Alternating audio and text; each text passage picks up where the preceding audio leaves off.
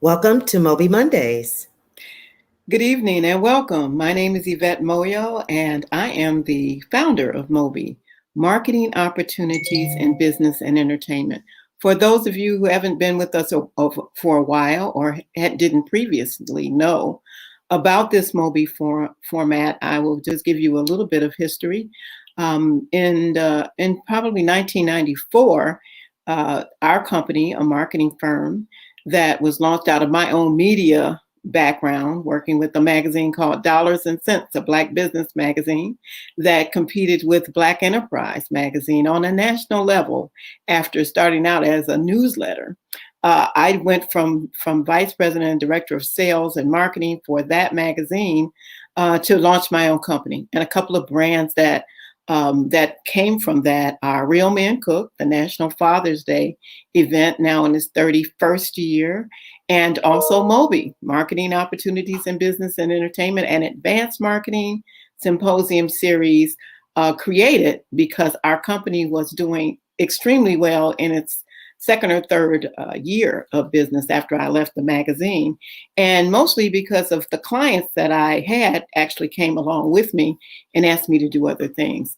Some people like Clyde Allen, who you'll hear later on in a segment that we're going to do on November the 10th, worked for the House of Seagrams. He was doing community engagement work. And we were at the Regal Theater doing entertainment events, producing them, doing PR, marketing. And we went on and on to do great things with Black entertainment and sports lawyers, actually raising their revenue for their actually operating budget for that organization called BISLA. So we launched MOBE shortly after that. And we were able to, in the first 12 years, count over $200 million in revenue that had been generated between people who had met each other at MOBE for the first time. And we ask people, those people that you meet are the most important people in your life, not the corporate executives whose logos are here. And we do want to acknowledge that P&G and AARP are our sponsors of MOBE Mondays.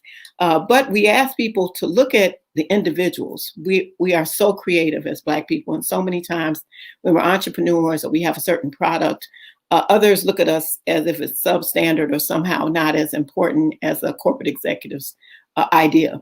And so MOBE was built that way to accelerate, to create actually relationships that would accelerate business growth for Black businesses and also corporate executives, professionals who had some bottom line results to deliver.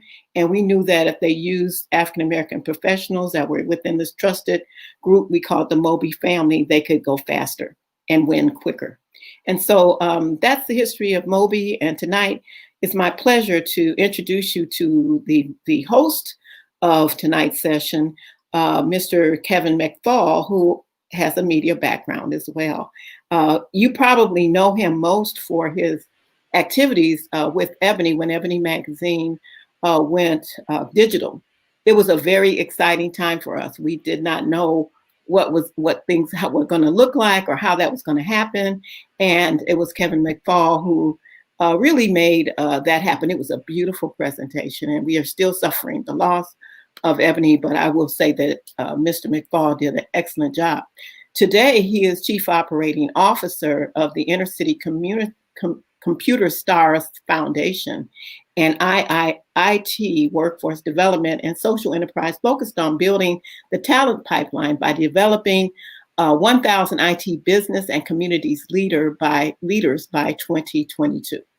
He is also president of Red Clay Digital, a full-service marketing agency whose clients include NIAC, that's NAIC, the Hyde Park Brew Fest, huge in Chicago, Martha's Vineyard Comedy Festival with our friend Steve there, and Indie Soul Journeys.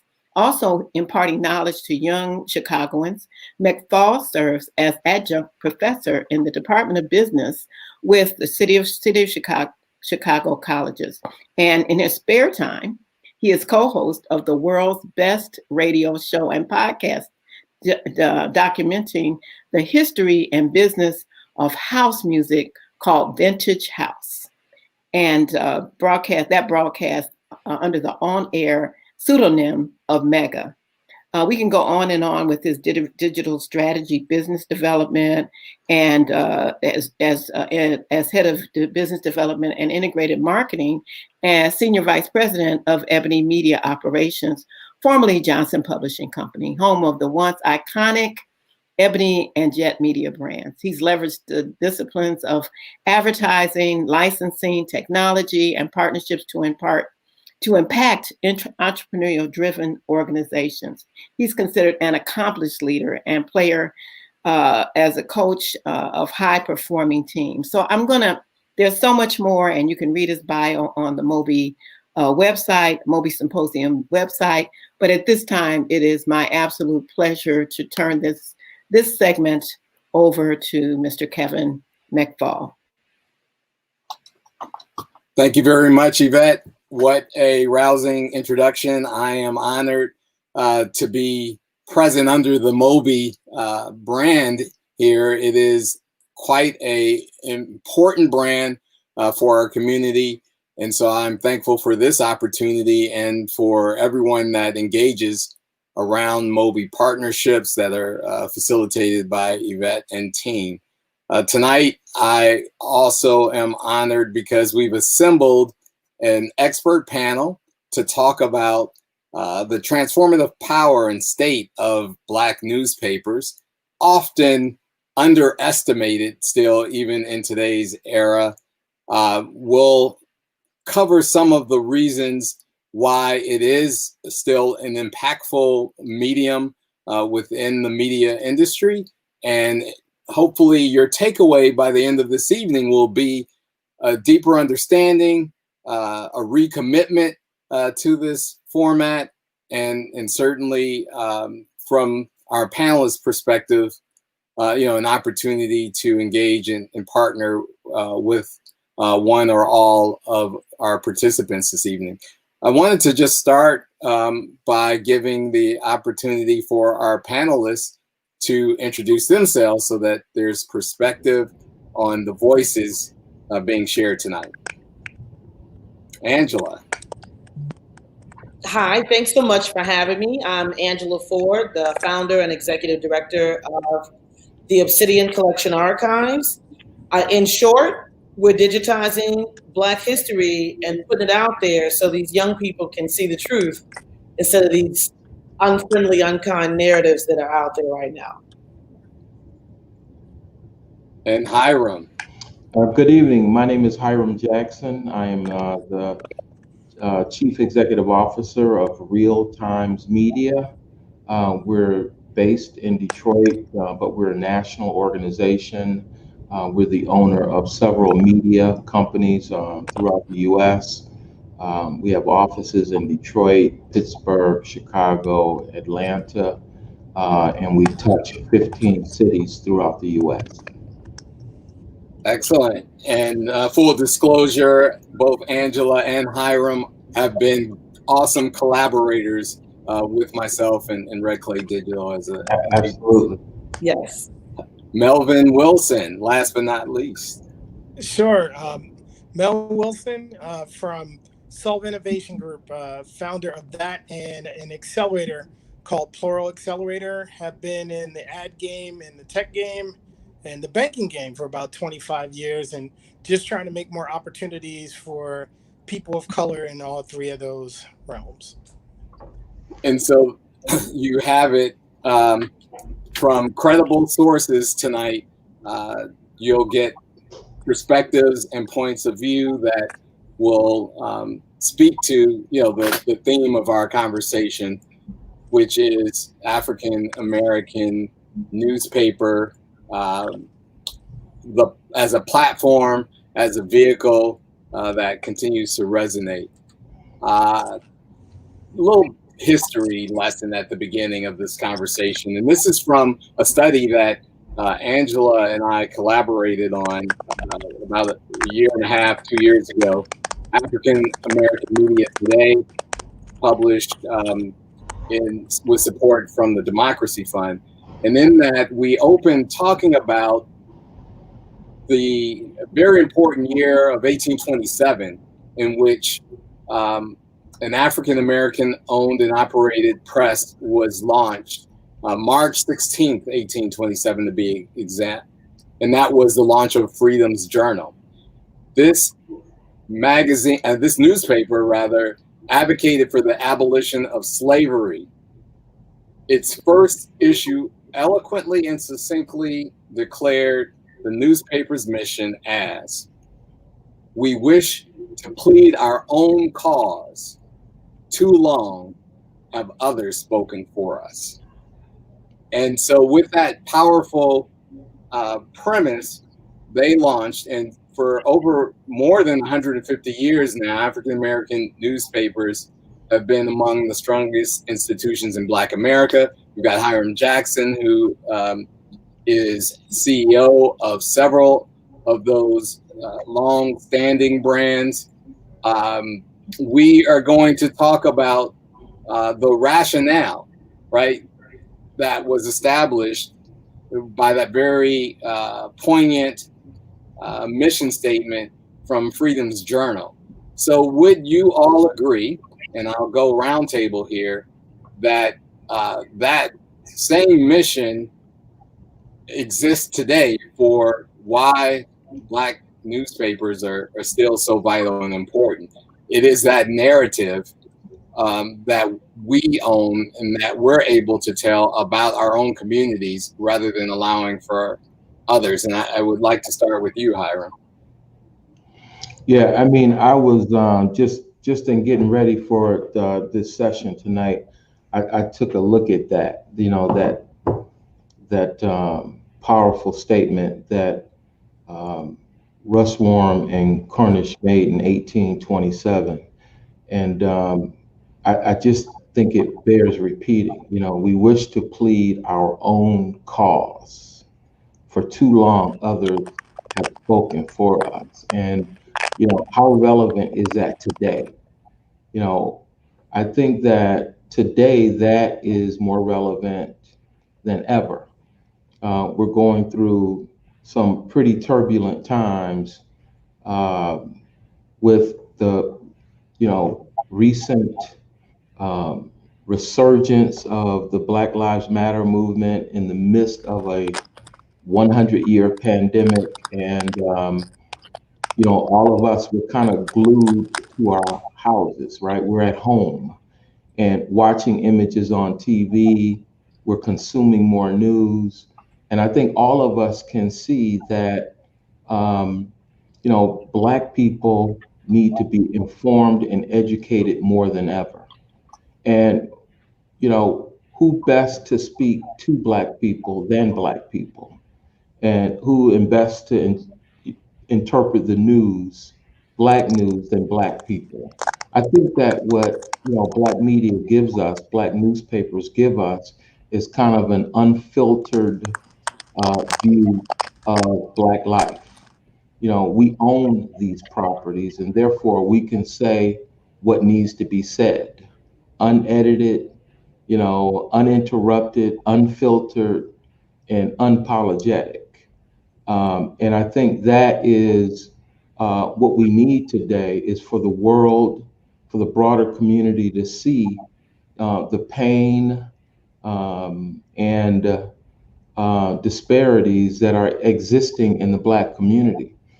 In the midst of walking the world and the broader community through our pain, through our challenges, through our struggles, we also get a chance to talk about and celebrate our successes, the things that are important to us. I always talk about how important it is for us to give positive images. We're always defined by the first 17 minutes of the local news. And, that 17 minutes doesn't really define us. With the Black press, we get to share with the world who we are and how we really think. And so I think that, controlling our own narrative is really important. And the Black press allows us to do that, and has allowed us to do that for 193 years. And I want to go to Angela, because she has understood the value and importance of some of the content and metadata around that content and built archives that allow us to understand the past so that we may pave a different path for the future. Can you talk about that, Angela, in the context of why this requirement for us to control the narrative is so important? Yes. So it's funny how small the world is. We all come together under the Kevin umbrella, but it was in my initial journey of looking for images. My grandmother was featured in the Chicago Defender a lot in the 50s. She came through the Great Migration. She had a charm school.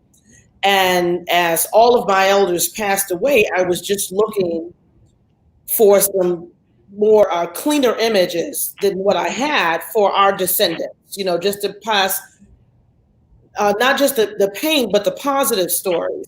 And it was through your archives, Hiram. I had you were gracious enough to let us work in the Chicago Defender archives for about 3 years. And I tell the story all the time that when you see 250,000 images of yourself at once, it's like being bit by a radioactive spider. You can never unsee that. And so not just the pain of our stories, but the images of historic Chicago are amazing and stunning. So it was from that springboard that we started working with all of these other newspapers around the country and all of these photojournalists, because I took, when the Ebony Archives went to outside sources, if you will, and at first I was devastated because that was what I grew up with in terms of Black beauty, Ebony and Jet. Just you would see that's how you saw success. Ebony, Jet, Chicago Defender was my life. But in our journey, we've met so many newspapers, so many photojournalists that have millions of images. And it was through my son, who was a millennial, helped me understand that the millennials and the Zoomers, even younger, they go to digital first to look for everything. They expect everything to be somewhere in the smartphone. It's like, oh, let me just look that up. And that's when I realized we weren't digitizing the history to make it available to tell the stories, to tell just even the book reports, not let alone the theses and the dissertations. But we're repeating some of the same mistakes because they don't know of the things we even did in the 50s, 60s, and 70s. That just, which for me is quasi recent, right? So I think it's important that that's why it's been my passion now we're building platforms that afford for these young whippersnappers to see what we saw and see what our parents and grandparents saw, the absolute beauty and the truth of our story, so we can tell our own stories. Because this narrative out here now has us going from slavery to welfare to gangbanging, like there was just nothing else in between. And so it's important that we really aggressively reclaim that and get it to our young generations that do, I think, 90% of their things digitally. And so that's a great segue to Melvin, because there's been this theory that certainly Black newspapers have suffered because of the disappearance of traditional medium such as the printed paper, and the pivot to digital advertising has not occurred at the same velocity as some of the other mainstream media outlets. And so there's been this disproportionate impact on Black newspapers. Melvin, if you would just talk about, okay, we're responsible for creating our own narrative, but then of course we have to monetize that, and our ability to get the advertisers onto our platforms so that they have their marketing messages adjacent to this very important content. That marriage, right, has had some trouble, some rocky roads. It's been, ready for some marriage counseling. What do you see as the way to heal that marriage, if you would? Well, I think it's a little bit more equal now, right? Like, I think in the past, all the different things that they would use in the offline world, I was kind of privy to watch them do it in the online world. So everything from online gerrymandering to blacklisting is the reason it's called a blacklist. For some reason, all of our stuff always gets blacklisted, starting with news and things about us that aren't written by somebody else. So I think now it's a little bit more democratized because of social, but I also feel like a lot of the revenues that other publishers use to kind of get their tech up to speed and get their processes up to speed, we were kind of left out of. I mean, I had a conversation about this with a CEO last week, and they said, well, what do you think is wrong? Why do you not think that Black publishers are getting the equal pay for reaching audiences? And I said, dude, I helped turn Snapchat into a publicly traded company. If that was a Black company, you would never have heard of it again. Like, it wouldn't be publicly traded. We wouldn't have given them $15 million, even though they don't have an ad server. And for those of you that don't know, you can't serve digital ads without an ad server. We gave them $15 million sight unseen before they even had one. So there's a lot of catching up for us to do. And it's not just because there was a shift, with where people are getting their news and different things like that. But I really think some sort of equitable push from both brands and ads will kind of help us close that gap, because that's how everybody else did it. There's going to have to be some sort of accommodations made for us to kind of catch up, because there's a good 4 or 5 years where a lot of our properties were unfairly judged or unfairly pushed away from where that probably shouldn't have happened. So let's challenge. Oh, I'm sorry. Yeah, well, I was going to invite us all to challenge that. So, Angela, sounds like you have a challenge. Well, I agree. I mean, I think the whole world changed, right? It wasn't just Black media. I think, the internet came in and kind of redefined how we're all going to act. And then just when we were getting that together, COVID came in and defined some more, right? So one of the things that I did, and it just being outside of journalism, was look at it with, I've been an entrepreneur for 30 years. So it's just, we've always you just eat what you kill. And so from there, we saw an opportunity to build a stock photo site to allow all of the organizations interested that have a archive of images to actually join our site and start earning passive revenue. And that site took more than a year to build. I've learned enough about coding to clear a cocktail party, but we think that that's going to get some of the revenue back into the hands of the Black media and the Black photojournalists, because the way that whole thing has shifted, where, newspapers don't necessarily have staff photographers anymore, all of these shifts, I think we have to do like SingStack and John Johnson and all those people, just blaze new trails, be innovative, and just kind of grab hold where we are right now, and not. I kind of feel like my generation, and I'm clinging desperately to the front end of Gen X. They keep moving it. I was raised Gen X my whole life, but now they're calling me a boomer. I'm like, when did that happen? But with that, we were kind of the assimilators. It was always about adjacency. It was always about joining bigger mainstream opportunities. And I think we surrendered a lot of the entrepreneurship from the generations before us. I think we gave up a lot. And I obviously don't mean Hiram, and I just met you, Melvin, but the general marketplace looked to be a part of something that really keeps saying, we're going to always keep you this, we're going to give you a little bit, but not a lot. And you got to say you're poor. And you got to say thank you for any little piece we break off. And that gets old. We had greater strides decades ago. Yeah, and so let's talk about some of those lessons that we brought forward.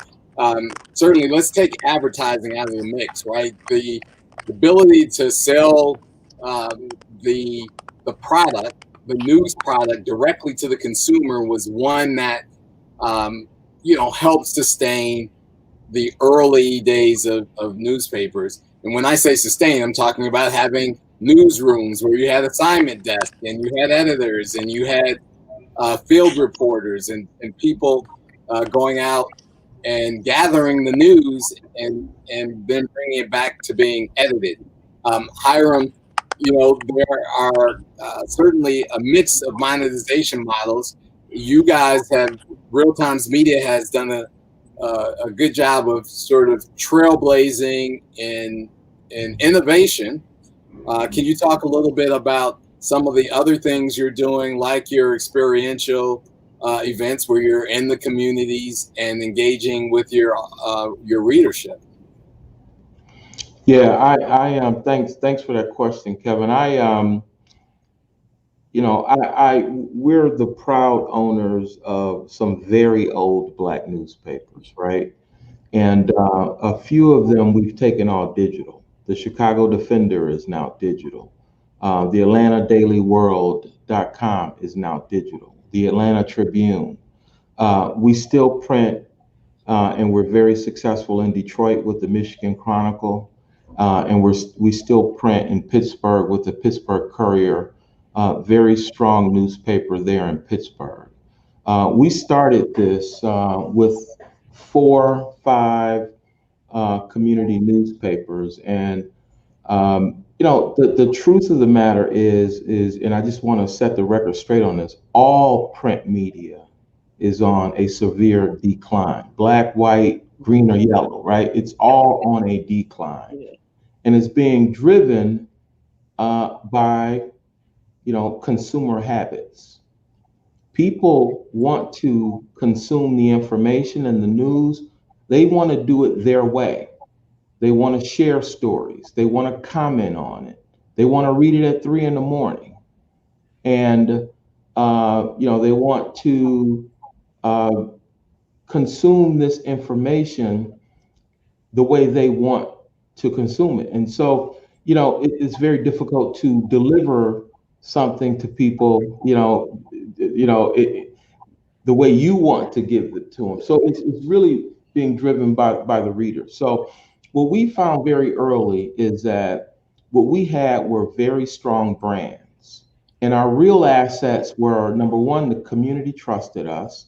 We had a ton of credibility, and we had a lot of relationships in the community. And so outside of just printing stories, we decided to create Black life experiences. And so we created a division that does special events. Today, we do about 70 events around the country. And these are events from small private gatherings to events where you might have 2,500, 3,000 people, men of excellence, women of excellence, Best in Black, Detroit, Pancakes in Politics, the Fab 40, and I can go on and on. And the events business has been extremely successful for us. The events business focuses on shining and celebrating the Black community. And, there are a lot of ancillary things that come out of events. We've built databases. We've monetized our databases. We're developing a research platforms for some of the bigger brands. And so we've really taken a different look at this. I mean, we still very much print the news, gather the news, inform our community. But really, and I know this conversation is about Black newspapers, but we don't see ourselves as a Black newspaper company. We consider ourselves to be a diverse media platform. The newspaper business was our foundation, and it's still very much what I call our heartbeat. But But we've expanded far beyond just the printed newspaper because that's where people wanted us to go. And so I think it's really important that the Black press, we take another look at who we are and where we need to be. I like to tell my staff here, we're trying to revolutionize the Black press. The demand for the content has never been higher.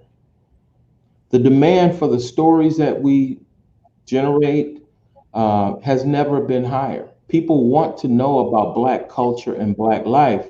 And the thing again that I'll reemphasize is Black people telling stories about Black people. And these are not Black people that work for larger media companies. These are Black people that these companies are owned by Black people. So there's a broader license.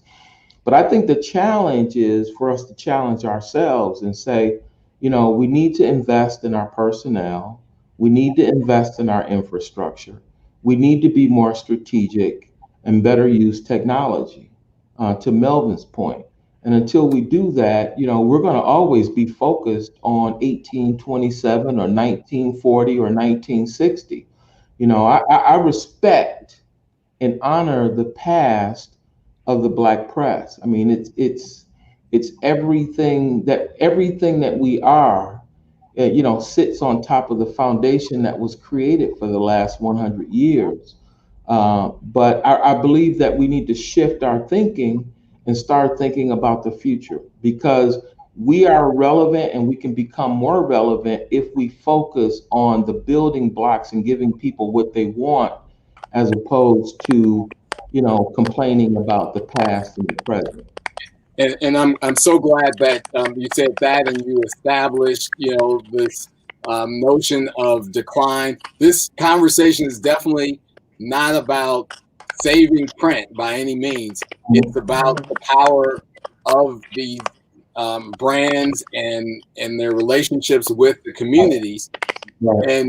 And your description of what you at Real Times Media has done to pivot is a great one. But I'm curious if Melvin has perspective on the fact that pairing the event experience with brands is a slightly different model for advertisers, right? You're usually going to a different department, right, to seek out those dollars. And so, Melvin, I'm curious about your perspective on what that alignment looks like as many brands have pivoted to create these in-person events and other experiences that leverage the foundation as Hiram was describing. Got you. I mean, I think almost everybody has kind of gotten into this thing where they're either doing innovation or invention around how to create experiences. So experiential is a big part of that. I think everybody's now seeing virtual events being a much bigger part of that. But I would probably say that if you look at almost every app, every experiential company, they all have kind of entered the media and audience business. So like Live Nation has a programmatic ad network and an experiential network and an app that they bought called Network that just dropped a 14 karat J Balvin iced out chain and part of a promo with McDonald's. These are all things that used to be limited to like radio and like live radio remotes, like local events that are now digital experiences being shared live and virtually at the same time. So I think you're starting to see a lot of brands get really crafty about that, primarily because it's the best way for them to get data outside of Facebook and Google. So it is calculated on why they do it because they get a lot from it. Even if they don't get sales, they get data on who wants their product or even who doesn't. But I think those are all avenues that kind of Hiram touched on where you kind of have to be prepared for the opportunity, right? Like, so if they want to buy data from you and you don't have a database, like they'll just get it from somewhere else. So I think that was actually a very great point in having those different things available so you can interact with brands because that's what they're looking for from their partners. They actually don't even really call them publishers anymore. They kind of call them partners and they can sometimes be another brand and sometimes be, an actual content company. But I think the whole business of content has become very fluid in who is actually in that business. I think the NAACP signed a content deal earlier this year. So I think everybody's in that business some way, somehow with a brand. And I think you're right. Angela, I'm curious about how you see the archive work that you do integrating in this experience space. It's so interesting. I feel like I'm in lockstep with everybody talking here. We are working with the archives to create those kinds of experiences. These Google is doing some amazing work. They've invented the future. They're just doling it out in small spaces, but we're creating, there's a possibility that if we have enough images, we'll be able to recreate like the Black Wall Street, where it would be a virtual tour. And if we have enough images, those things can go inside of different, they can go, I said, can we go inside of a store? Can we all walk down the street and go in the store together? So we're looking at creating educational experiences and a lot of modern technologies to reach curriculum as we have in America all switched to this, kind of schooling from home, and coupled with the narrative that there's not enough Black curriculum in the schools, we plan on working with all of the archives that we're working with to create educational components that will have sponsorship and the like and everything else. So we've got 10 moving parts to work on with the archives that all have revenue streams behind them, which is, the entrepreneur in me. I love that. And in fact, besides the entrepreneurs in this panel, I know former publishers, I think of people like Dorothy Lavelle, who pivoted and got a mainstream paper in her portfolio, and Pluria Marshall, who's moved away from, the newspaper brands into broadcast television, and Munson Steve and Rolling Out, who's created this incredible lifestyle platform. The entrepreneurial drive of people, particularly in this industry, is thriving. And I love what you were describing. And in fact, another example, Angela, is the partnership between Time magazine and Viola Davis and her husband, in which they created a virtual experience of the Civil Rights March called The March. Right. And that right before COVID was set to open at the DuSable Museum here in Chicago. Oh, wow. As an experience, and was well underwritten. And so again, it's important that people are innovating, and the underlying brand power is driving the perpetuation, in my opinion, at least, of this innovation. But one of the other phenomenons, and I think Hiram, you called this out when you talked about the fact that print universally is on the decline, and there was a study or a prediction that was put out by Jeffrey Cole, who's the founder of the Center of the Digital Future over at USC, and he just talked about, all printed newspapers. His prediction, this was in 2012, they would disappear by 2017.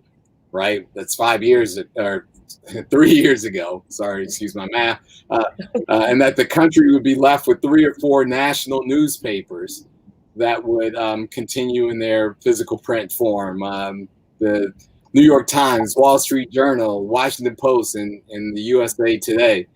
And that these would be really the papers that would survive and probably emerge as strictly digital over time. Well, that prediction has proven false. Newspapers as brands still continue.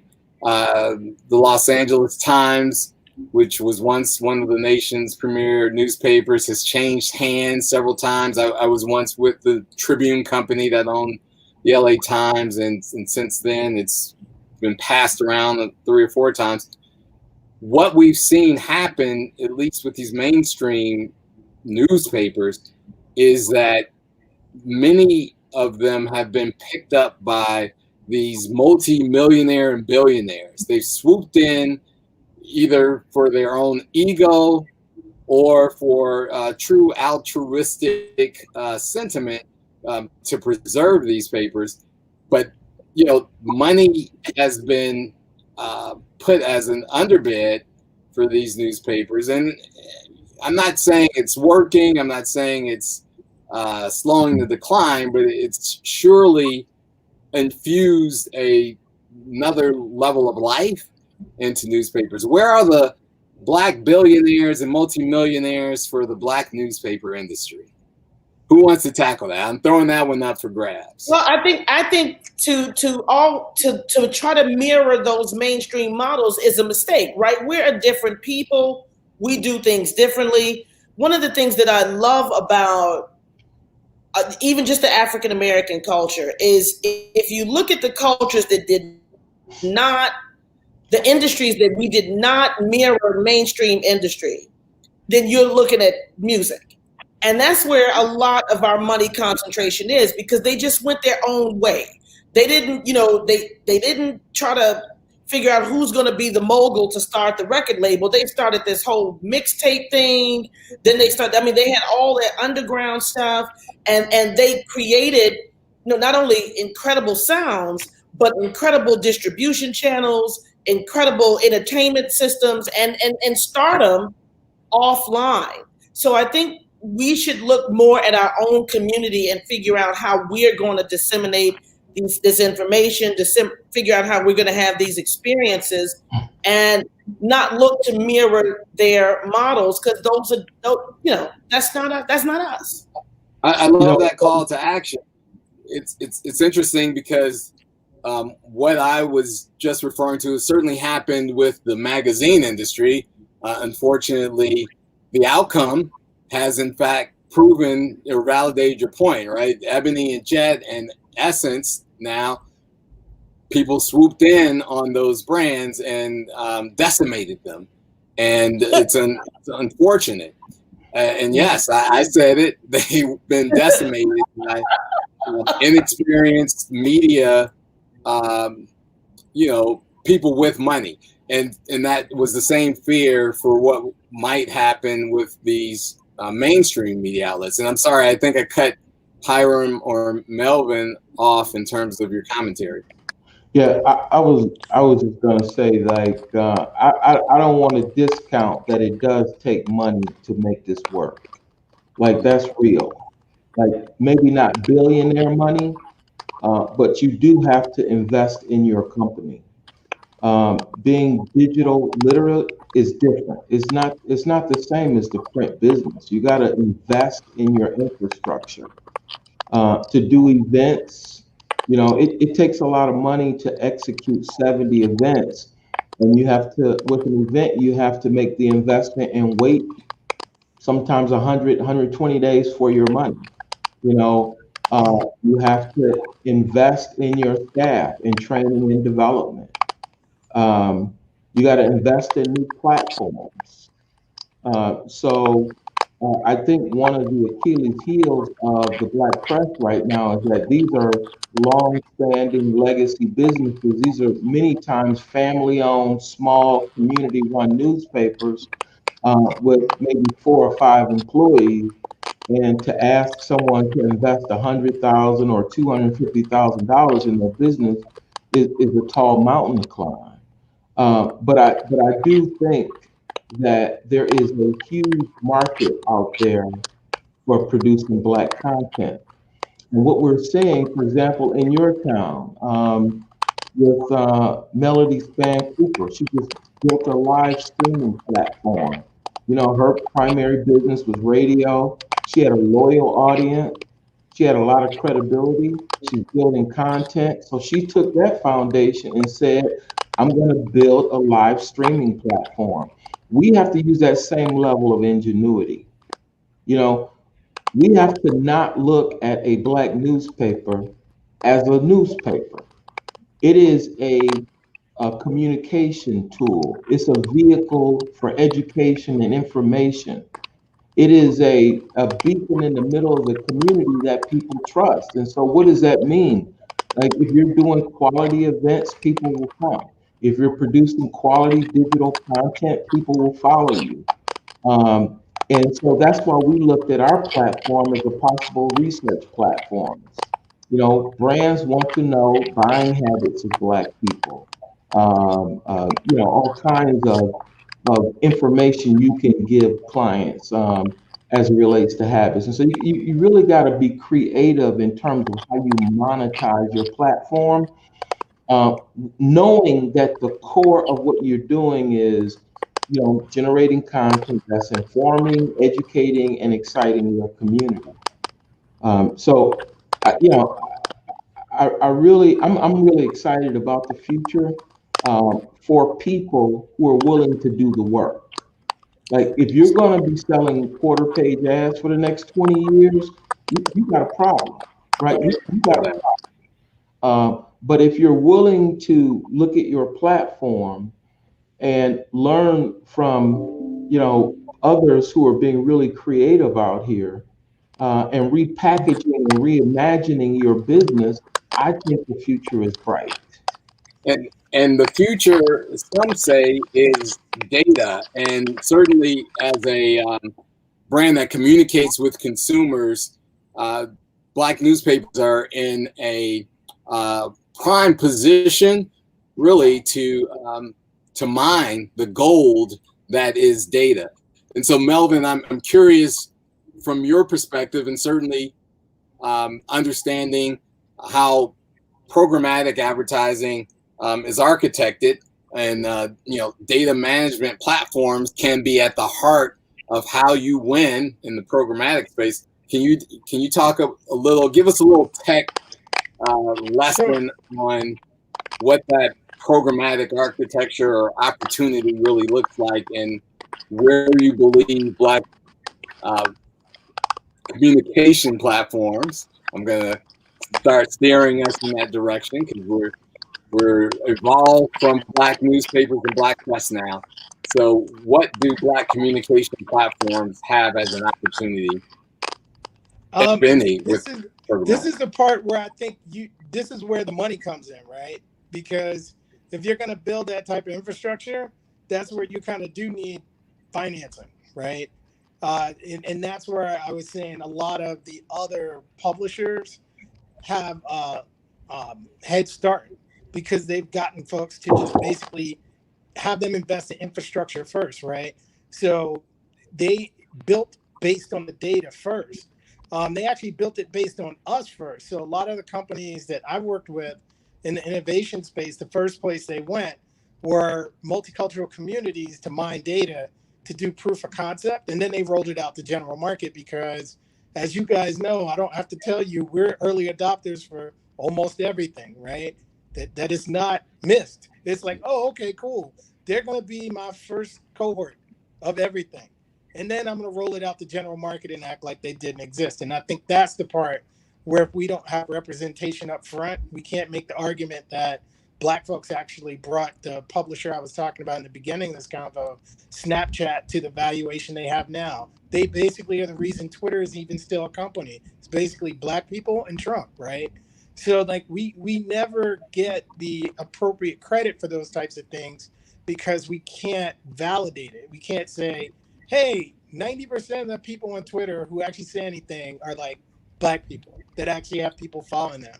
And I feel like that's why if we are going to get money for anything, that's where the investment needs to be made, because then we can start to validate that our audiences are creating more value than we're giving them. And then that's where you can kind of make the argument against money and a couple other things. So I think super important to programmatic, because machines are going to start picking you. You're not going to have people. So if you don't have data, you're just not going to be in the combo. I think we just got 100 publishers into a big agency holding group because they were basically being blacklisted out of the convo by the computer on whitelist terms like news, I think music, some other stuff that they did not want in their purchasing funnel. Wow, you said a whole lot there. All right, so we got about 10 plus minutes to unpack a lot of what you shared. I wanted to comment. There's a young woman who was a mentee of mine that is CEO of a company called Stringlytics, and she gets it. She's an Angela also. Angela Benton has created a great platform to help us sort of democratize the ownership of our own data, and then sell it back to the companies that are essentially getting it gratis.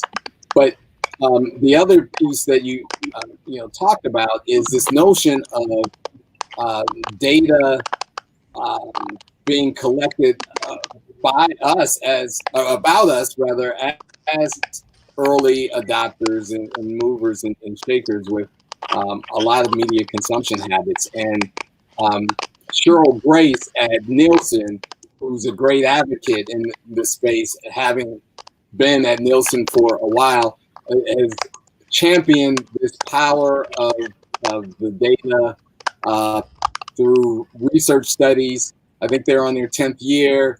This year, they just released last week The Power of Black Community as a moment, not just a moment, but to a movement. I think it was published on October 19th. For all those watching, I encourage you to go to Nielsen and download that study. The late, great, my friend, and I miss him dearly, Ken Smichael, published a annual report called the Target Market News, the African American buying power study.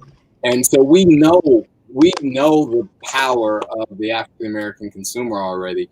What are you guys doing as part of the work that you all do to present data as an opportunity to help continue building and evolving your businesses? I mean, you've talked about it a little bit, but I'd like you to enrich us a little bit more as what the opportunities are.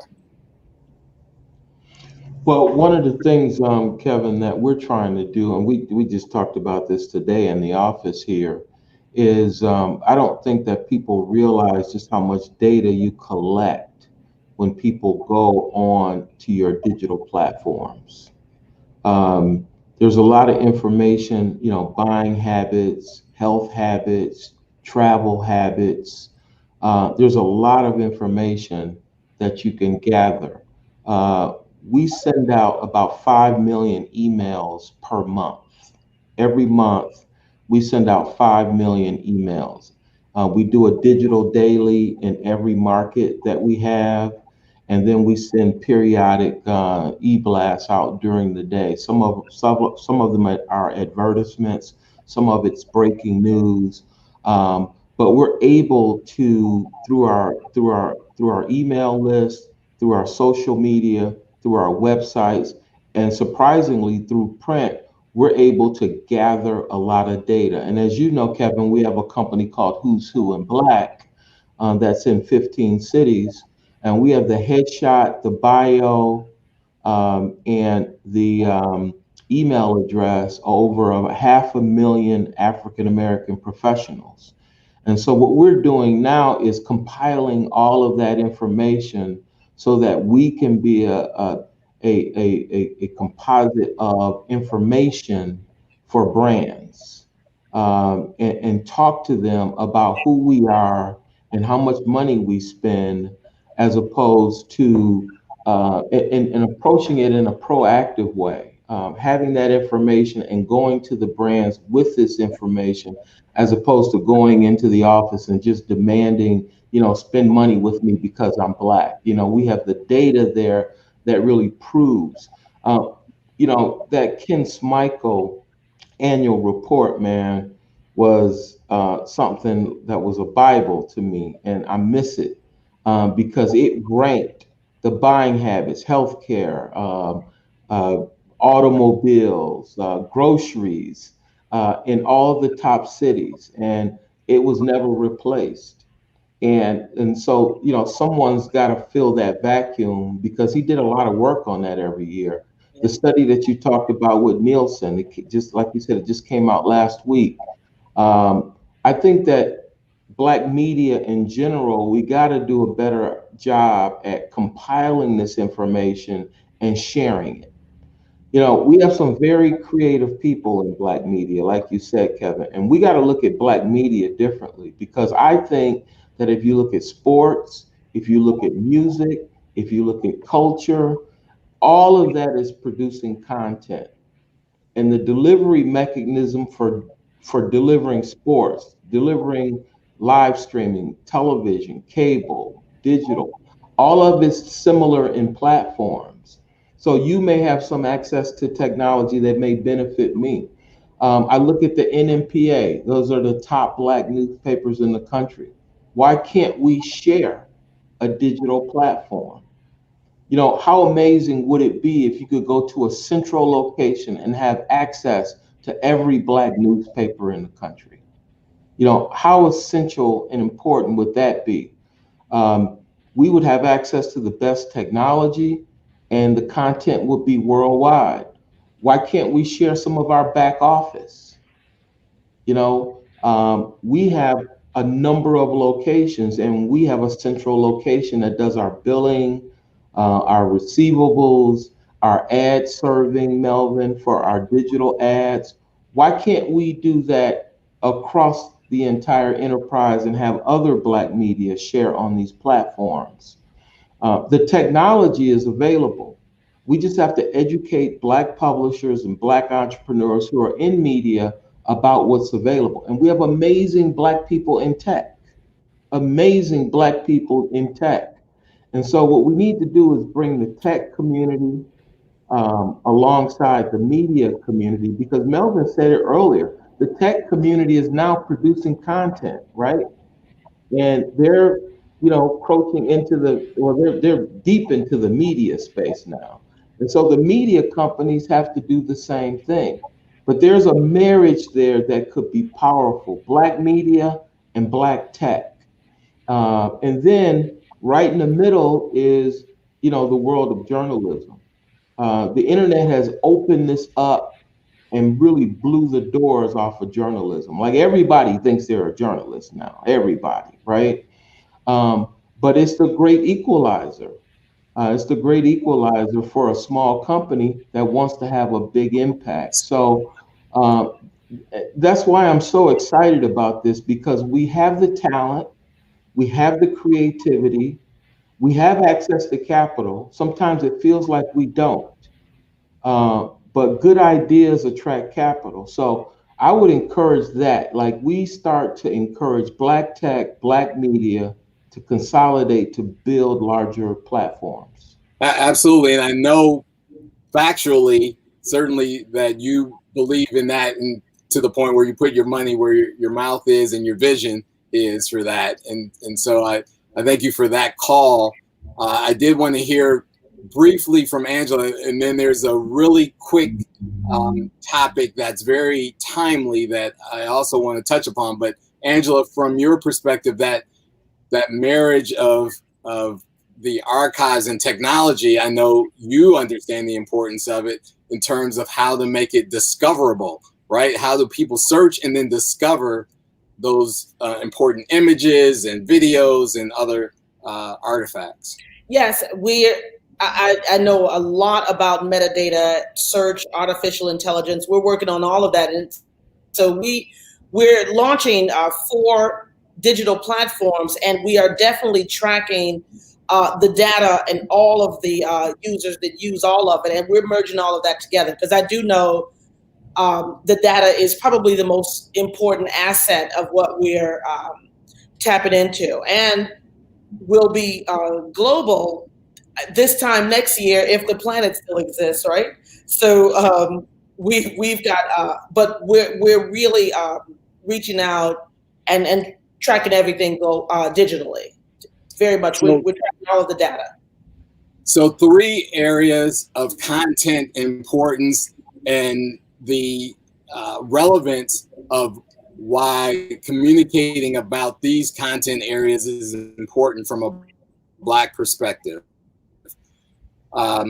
Social justice, political disruption, and certainly the impact of a global pandemic.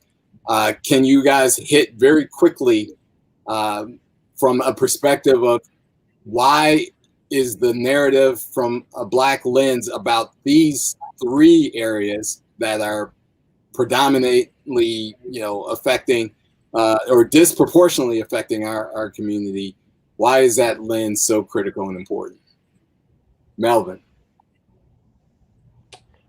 I think it's important because I think when you have these inflection points, that those are normally opportunities where you gain something or you lose something. And I think at least over my lifetime, there have been a couple of these where we lost too much. Now is not a time where we need to lose. We actually need to gain. We are in a position to do so, both on the side of an investment, but also on the side of creation. And I just think we need to be able to formulate a plan to kind of take advantage of it, because I've seen a couple other not only industries but also groups of people be able to take advantage of it. And I want my people to be able to take advantage of it this time around. Well, and yeah, I'm a Black man, and the things that we're reporting on, I live every day. I've been stopped by the police. I've had my sons, in an environment that was unsafe because of his race.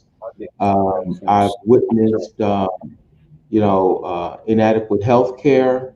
I see issues with our community every day. I live it. I live in Detroit, and I am very close to poverty everywhere you look.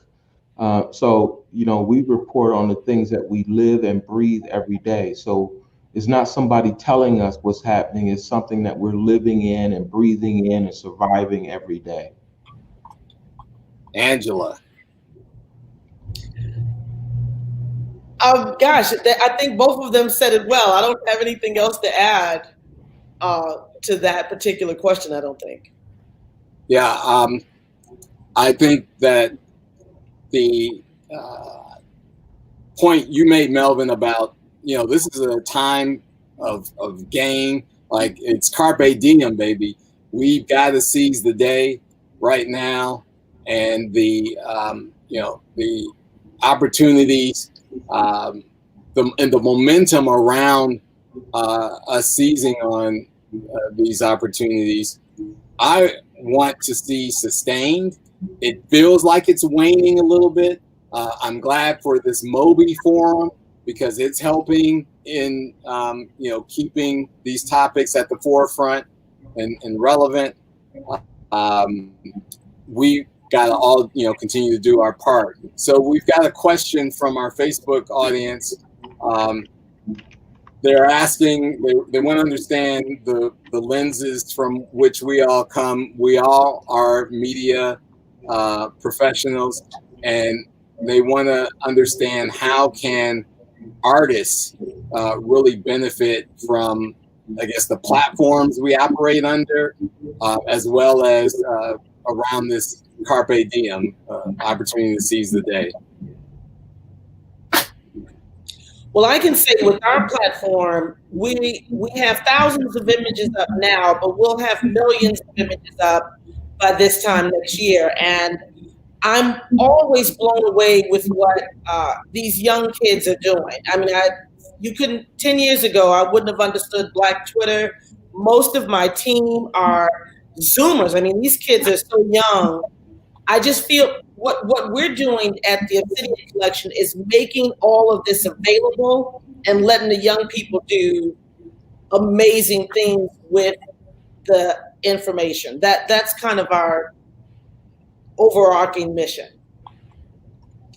And anyone else want to tackle that? I certainly believe that the audience, something we didn't get to talk about a lot, is a key discussion point in the context of this, because we can't continue to sustain just on people who are our peers, those of us on the panel. The youth point of view is critical to the future and sustainability of these brands, these Black communication platforms. So if you would just talk about, Angela, you hit the nail on the head, but Melvin or Hiram, talk about the importance of the younger audience.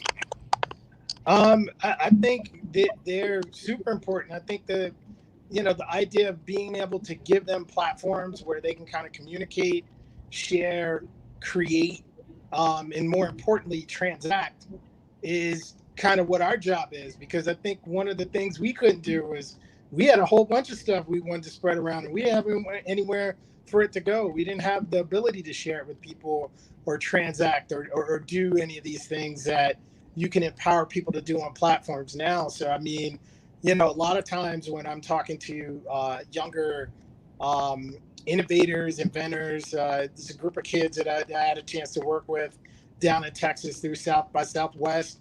I'm basically telling them my job is to make sure you can make, whatever or invent whatever creative thing that you have available, but to make sure that you get paid for it.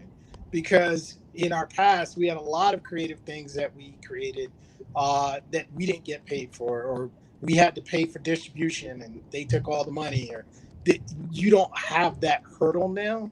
So even if we can just show you guys how to be able to eliminate that so you get to keep more of what you kill, I think that I've kind of done my job from a tech standpoint, because I feel like other folks have been had their eyes open to this previously, and we did not have our eyes open to it. So I just try to share that knowledge wherever I can. Yeah, I think that if you want younger readers to follow your brand, you got to have younger writers, because just like I think we can be authentically Black and connect with Black people, younger people can authentically connect with young people. And so we've tried to hire, keep a stable of interns and younger writers available, even if they're part-time or freelancers, they have a presence and they have a tendency to write similar stories, but from their perspective. And their stories have a better opportunity to connect with younger readers. Making sure that you have digital platforms. I mean, I have a 22-year-old son, and I don't think he's picked up a newspaper unless he's putting it in the bathroom for the dog. You know what I mean? Like, so I think that just having a high level of consciousness about younger habits. And I'm 55 years old. I don't know what a 35, 30-year-old's habits are. So you got to keep them around you to help keep you sensitive to that, right? That's right. One of the things that we've done, Kevin, is really interesting, is that when you talk about the Pittsburgh Courier or the Chicago Defender, people who are of a certain age have a true appreciation for that. But if you go into an ad agency, it's somebody sitting there that's 31 or 35, and they give a damn about Pittsburgh Courier or Chicago Defender, honestly. Typically it's somebody that doesn't have a real grasp of the history and the roots and culture and the heritage of our people. And so what we've tried to do is have the Michigan Chronicle or the Atlanta Daily World as the local parent brand, but then create experiences that are branded for younger people.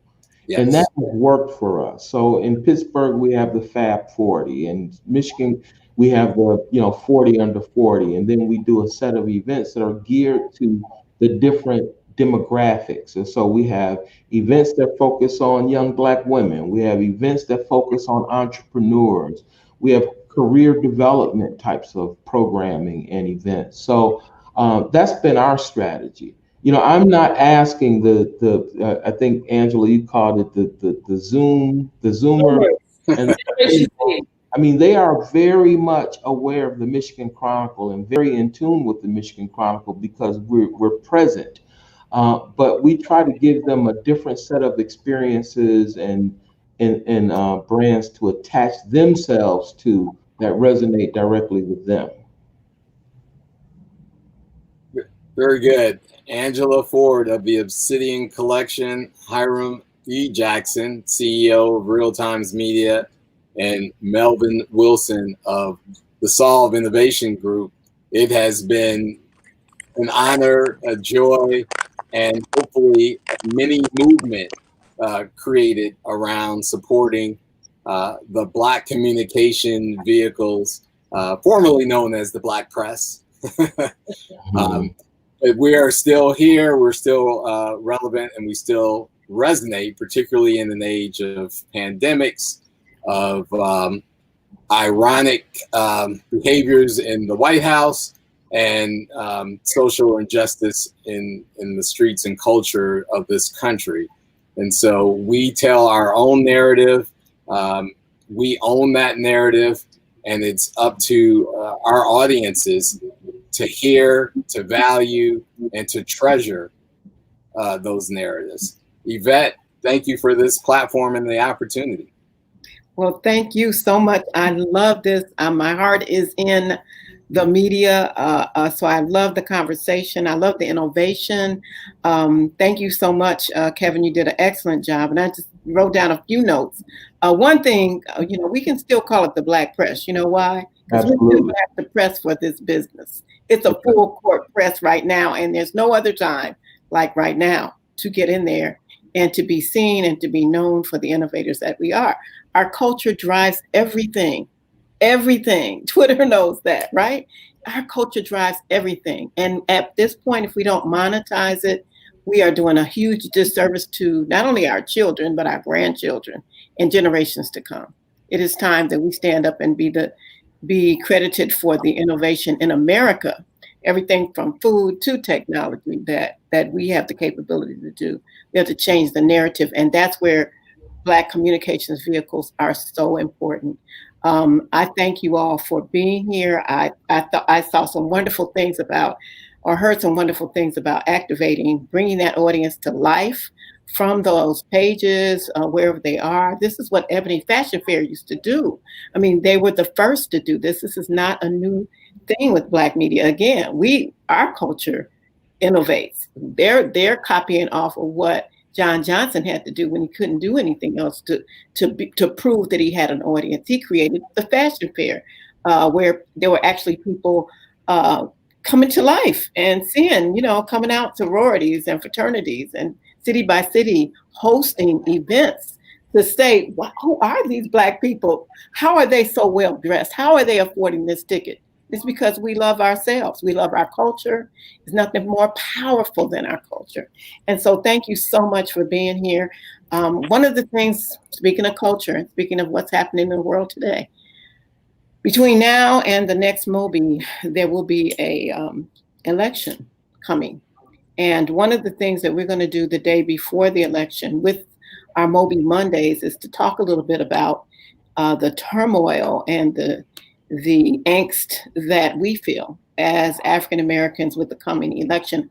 I personally feel it and had to take myself off of social media for a while because it got to be just too much. That and the social conversation going on about our Black lives. So next week, November 2nd, the 2020 election, because it's caused all the angst and anxiety, we're going to have actually the title of this panel is where is it? It's really talking about the turmoil and the toll that this election has taken and how to deal with it. And we have our guests are a distinguished panel of motivational and spiritual and mental health professionals to help us break down those feelings and offer advice to help us get through these unprecedented times. D.C. Marshall, CEO, Diverse and Engaged, of the company Diverse and Engaged, DeForest Soros, the senior pastor of the First Baptist Church of Lincoln Gardens, and trauma therapist and community psychologist, who happens to also be the program manager for Real Men Charities. Dr. Obari Cartman will be on that panel coming up. What do we do? How can we cope with the results if they're not what we expect? And how do we get through these unsettling times and the upcoming holiday season with limited financial resources? Those are just a few things we're going to talk about here on MOBE Monday next week. We thank you so much for being here, and we look forward to seeing you again. You are now a member of the MOBE family. Thank you, Yvette. Also, shout out to Real Times Media Diana Knight-Lewis, who was just recently promoted. Congratulations to her, and good job, Hiram, on that call. Yeah, she's a superstar. What's the title? She's a regional. She's now regional. Okay. Yeah, she's been there for 13 years, and now we launched a practice called RTM 360, a consulting practice headed up by Tanisha Leonard, who's the president, who you know well, Kevin. And she's going to be working with Tanisha with all of our major clients, marketing services, digital, and special events. Hugs to Tanisha Leonard as well. And congratulations. And let me say that I'm glad we brought up women when we talk about our culture and innovation. You know, us running stuff is nothing new. And I appreciate what's happening. I also need to, raise up the name of Dorothy Lavelle as Kevin mentioned her, and the NNPA that has had to painfully make this transition into whatever is happening today with these legacy brands that should not go away. I think what we find with the local publication, the Southside Drive, which we publish here in Chicago, the tagline is Southside Drive, Guide to the Good Life, Chicago, because, hey, Black people do have a good life. We do have a future ahead of us. So everything is not doom and gloom. So there's a good life that we're driving our audience to. And that's why I want to keep that word pressing, driving, connecting. We got to do it. And so Black media, I just want to just bow down to those people who have sustained these brands, our archives, our history that nobody else wanted to say a word about. In fact, they lied about what was really happening. Without the archival information, Angela, that you are putting together, that also highlights Black women and our style and our swag, and we were still moms. We weren't just Aunt Jemimas. We had societies that have yet to be honored and appreciated. So thank you all. Thank you really for your time tonight, and we hope that you'll be back over and over again for MOBE Mondays. Thank you for having us. Thank you. Good evening.